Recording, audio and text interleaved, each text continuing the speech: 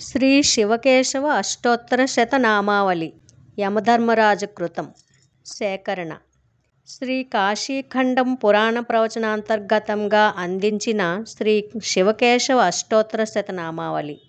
ఫలశ్రుతి: పూర్వం యమధర్మరాజు కాశీలో గొప్ప తపస్సు చేసి తన పేరు మీదుగా శివలింగాన్ని ప్రతిష్ఠించి శ్రీ శివకేశవ అష్టోత్తర శతనామాలతో శివుని అర్చించాడు. ప్రీతి చెందిన శివుడు యముడిని దక్షిణ దిక్పాలకునిగా చేసి ఎవరైతే నిత్యం లేదా పుణ్యతిథులలో లేదా కాశీలో లేదా ఎక్కడైనా ఈ అష్టోత్తర శతనామములను భక్తితో పారాయణము చేస్తారో వారికి పునర్జన్మ ఉండదని, యమకింకరుల భయం ఉండదని వరం ఇచ్చాడు.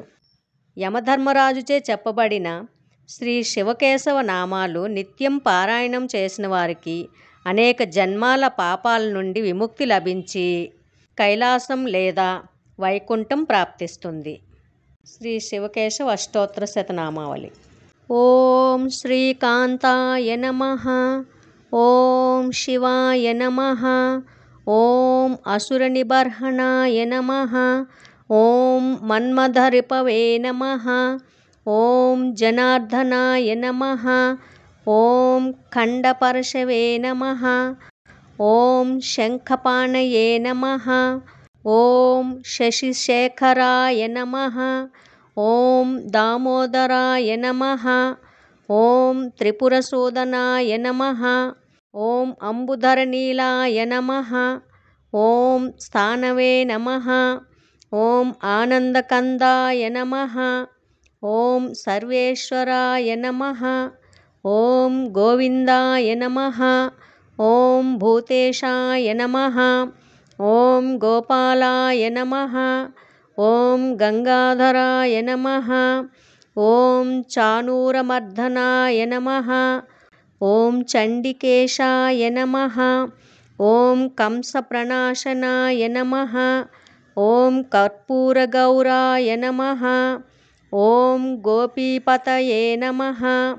ఓం శంకరాయ నమః. ఓం పీతవసనాయ నమః. ఓం గిరిశాయ నమః.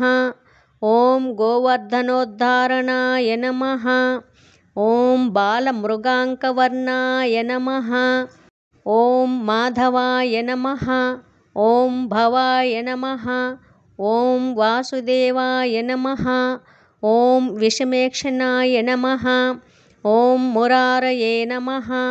ఓం వృషభధ్వజాయ నమః. ఓం హృషీకపతయే నమః. ఓం భూతపతయే నమః. ఓం శౌర్యయే నమః. ఓం పాలనేత్రాయ నమః. ఓం కృష్ణాయ నమః. ఓం హరాయ నమః. ఓం గరుడధ్వజాయ నమః. ఓం కృత్తివసనాయ నమః. ఓం కల్మషారయే నమః. ఓం గౌరీపతయే నమః. ఓం కమఠాయ నమః. ఓం శూలినే నమః. ఓం హరయే నమః. ఓం రజనీశకళావతంసాయ నమః. ఓం రమేశ్వరాయ నమః. ఓం పినాకపానయే నమః. ఓం శ్రీరామాయ నమః. ఓం భర్గాయ నమః. ఓం అనిరుద్ధాయ నమః. ఓం శూలపాణయే నమః. ఓం నృసింహాయ నమః. ఓం త్రిపదగార్ధజటాకలాపాయ నమః. ఓం మురహరాయ నమః. ఓం ఈశాయ నమః. ఓం రాఘవాయ నమః. ఓం ఉరగాభరణాయ నమః. ఓం పద్మనాభాయ నమః. ఓం ఉగ్రాయ నమః. ఓం మధుసూదనాయ నమః. ఓం పినాకపతయే నమః. ఓం యాదసే నమః. ఓం ప్రమదాదినాథాయ నమః. ఓం నారాయణాయ నమః. ఓం మృత్యుంజయాయ నమః. ఓం పురుషోత్తమాయ నమః. ఓం త్రిదశైకనాథాయ నమః. ఓం అచ్యుతాయ నమః. ఓం కామశత్రవే నమః. ఓం అబ్జపాణయే నమః. ఓం దిగ్వసనాయ నమః.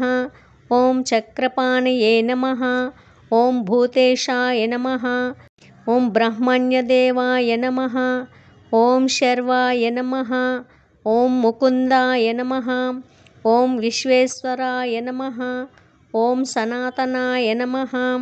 ఓం త్రినేత్రాయ నమః. ఓం రావణారయే నమః. ఓం శ్రీకంఠాయ నమః. ఓం ధర్మధురీణాయ నమః. ఓం శంభవే నమః. ఓం కమలాధీశాయ నమః. ఓం ఈశానాయ నమః. ఓం యదుపతయే నమః. ఓం మృడాయ నమః.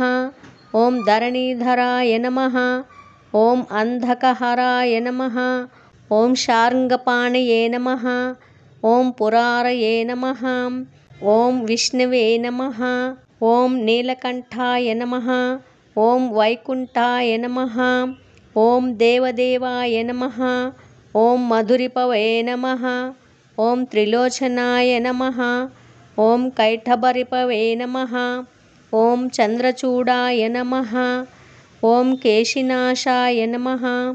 ఓం గిరీశాయ నమః. ఓం లక్ష్మీపతయే నమః. ఓం త్రిపురారయే నమః. ఓం వసుదేవసూనవే నమః. ఓం త్రక్ష్యాయ నమః.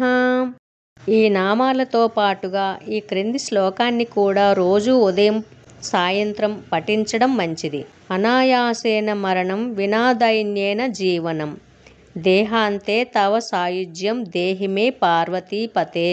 సర్వం శ్రీ గురుచరణారవిందార్పణమస్తు. సమస్త లోకాః సుఖినో భవంతు.